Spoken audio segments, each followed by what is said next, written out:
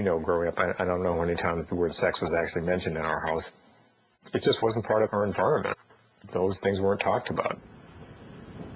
14 and a half. I was at a Catholic high school taught by Xaverian brothers. I was pretty shy. I went out with girls a couple of times, but certainly didn't have sex with them at that age. Meanwhile, you know, you're growing up and your hormones are kicking in and you're horny as crazy. Being as brainwashed as I was, I would actually tell him what I had done. Bless me, Father, I'd sinned. It's been, 1 week since my last confession. I lied 2 times. I talked back to my mother. I jerked off 43 times. He cut right through all the other sins and went right to that one and said, well, we need to talk about that, and, I'm going to give you forgiveness, but, what I want you to do is come see me in the rectory. You walked in and there was an office. He's behind the desk and I'm in a chair, and we discussed this problem.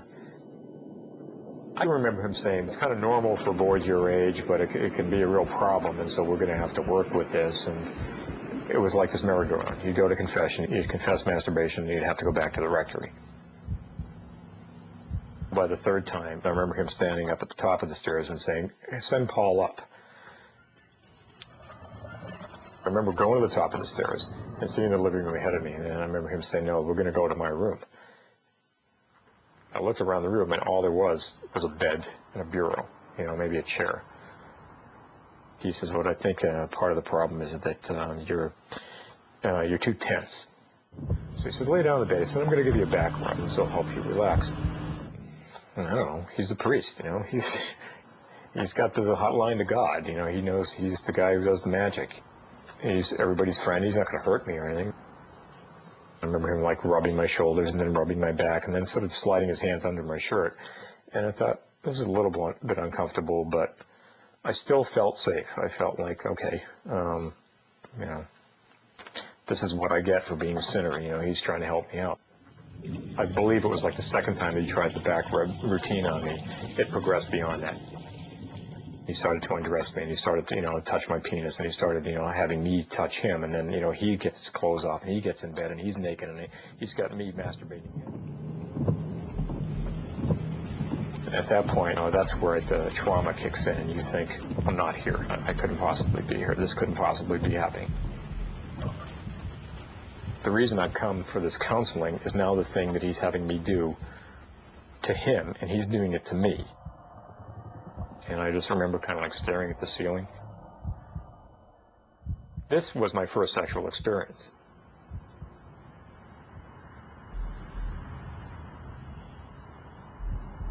If it was nighttime, it was dark, and we'd drive around the streets, have me jerk him off in the car. Or he'd bring me down to the youth center, and I remember down in the basement, and he would do it there. I only saw him once. He had a car, and he dropped Paul off in front of the house. I thought that was a beautiful thing. My son going out with a priest. We had no inkling what was going on. I wish I did. That was beautiful. And then one weekend, I remember he took me away to go golfing, theoretically, down to the Cape. I remember this motel that he took me to. It was like overnight. And Mom and Dad just thought it was normal.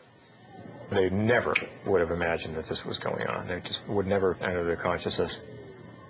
I thought it was a wonderful priest. Terrible what they did to my son. I always thought he was very, very quiet. Always very, very quiet, but I didn't think anything of it. Then when all that happened, then I came to. That's why he was so quiet, the poor kid. I remember him saying, you don't tell anybody about this, because this is between us, and this is part of your penance and part of your counseling.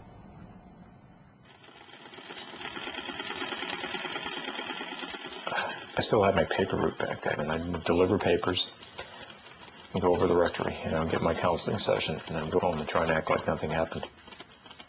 Of course, I'd be shaking, and I'd be like, wanting to throw up.